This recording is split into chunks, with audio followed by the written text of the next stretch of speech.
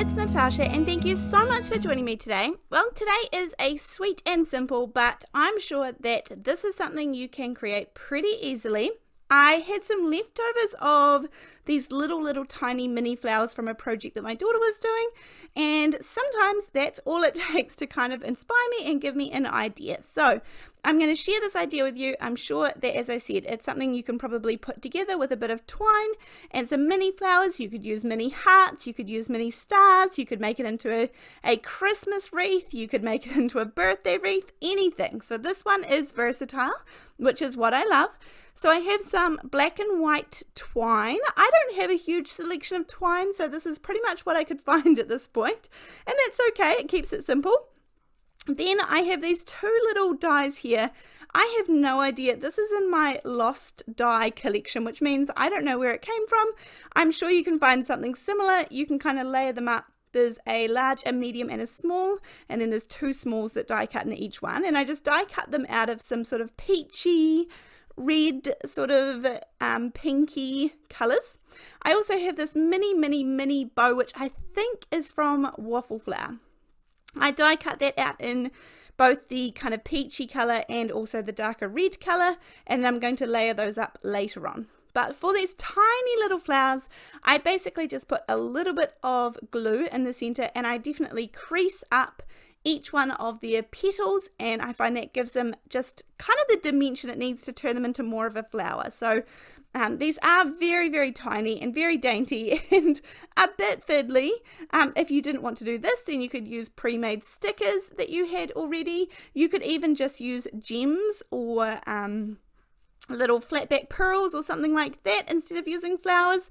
I mean, where there's a will, there's a way, and there's always a way. So I'm choosing to use these little flowers, and you can see I kind of just curl them up into like a little cup. Sometimes if you have a piece of fun foam or something foamy and spongy underneath, even like a clean dishcloth or something just that you can obviously dedicate to your crafting space, but sometimes you have those sponges, and I use that to press down into just in the center of these flowers to get that nice little cupping sort of look.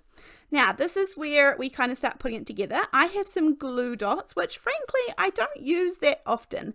I'm not a big fan of glue dots, but in this case I took a few of them and I'm going to pop them in a sort of circle. I think I used 5 or 6 here, then I rubbed one off because it was just sort of not in the right place and added it again. You can see there's a little bit of a shine, but this is just how I'm going to attach the twine to begin with.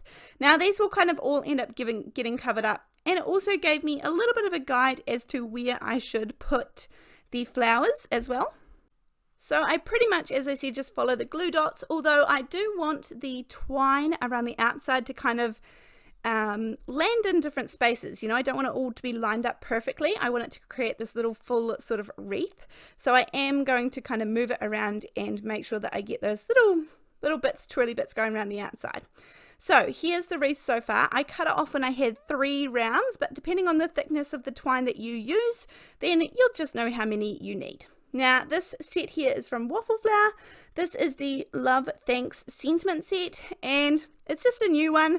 For me, I use sentiments so much that it's nice for me to freshen them up and just get a new one every now and then. So I'm going to stamp this in some VersaFine ONYX black ink right in the center. Now I must admit it's probably smarter to do this before you put on the twine. So if you get any bits that don't stamp perfectly, I could have used the stamp platform and maybe that'll teach me, but I just take a little black fine liner pen and fill in any missing gaps. That's the joys of having that gorgeous black ink, the VersaFine ONYX black. I can just fill it in if I don't get the exact look that I'm looking for. So I also have out some embossing ink there. This one happens to be the Maker Forte, I believe it's called.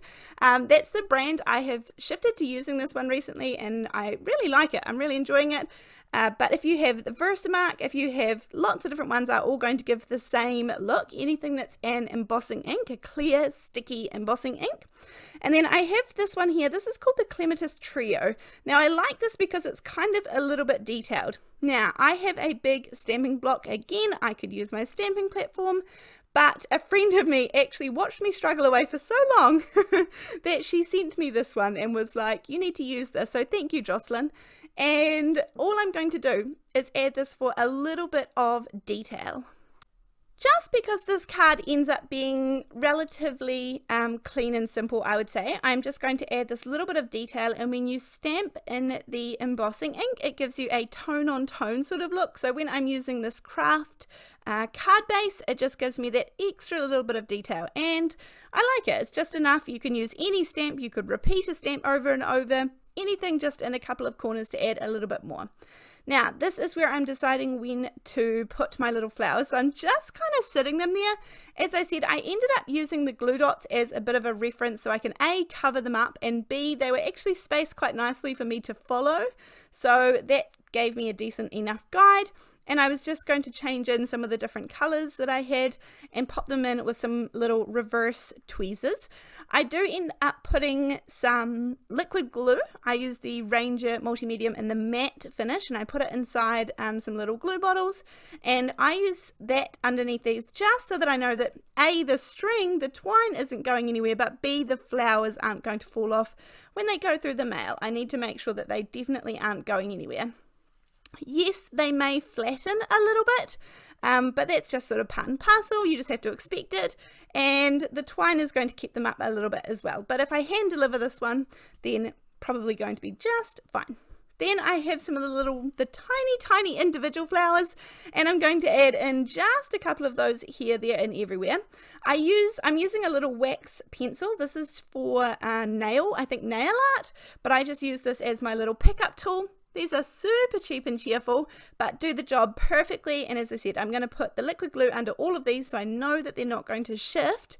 And then at this point, I have got my little bow and I've layered it up. I'm going to layer one on top of the other. You can see I've got two. And then, I mean, this is truly just a fine detail that no one will probably notice but me, but that's okay. So layer them up, and I'm just going to shadow one so that there's a little shadow with the red one behind it. Tiny little bow, and pop it down the front. You could also use that with some, create it with some ribbon or some more twine or something like that if you want it to be kind of a bit more big and bold sort of appearance to it. But I'm going to pop that down the bottom. And then just because I thought this was missing a little bit of something, at this point I'm going to bring in some Nouveau drops. This is just the white gloss version, so I'm just going to put a few of these here, there, and everywhere. And I think that's the extra little bright touch that my wreath need kind of filled out a little bit more, with also a little bit of sort of fine detail. So I think this worked well. You could almost get away with either using some gems, some little gems or something, but maybe even just a white gel pen if you didn't have that, and put some little dots here, there. But anyhow, thank you so much for joining me today. I hope you've enjoyed this video, and I look forward to seeing you in the next one. There will be links down below in case you need them, as well as a link to support my channel through Buy Me a Coffee. Otherwise, see you later. Bye!